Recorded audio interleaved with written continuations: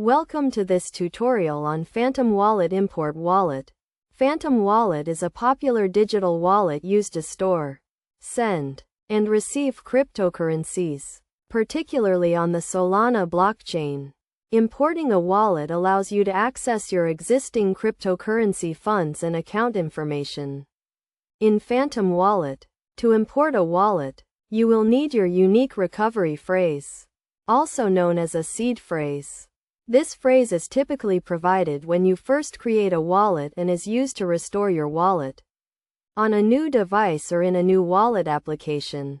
It is essential to keep your recovery phrase safe and secure, as it grants access to your cryptocurrency funds. Here is a step-by-step guide to import a wallet in Phantom Wallet. First, open the Phantom Wallet application and click on the Import Wallet option. You will then be prompted to enter your recovery phrase. Type in your phrase, which is usually a series of words separated by spaces. Make sure to enter the phrase exactly as it was provided, including the correct order of the words. Once you have entered your recovery phrase, Phantom Wallet will verify the information and restore your wallet.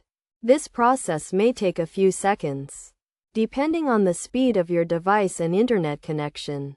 After your wallet has been successfully imported, you will be able to view your account balance, transaction history, and other relevant information. It is crucial to note that importing a wallet does not create a new wallet or account.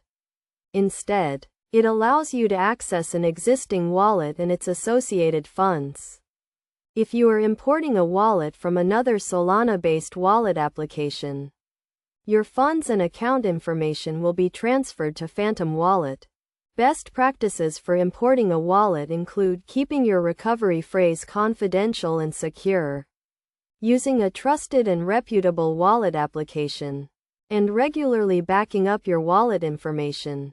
By following these steps and guidelines, you can easily import a wallet in Phantom Wallet and start managing your cryptocurrency funds.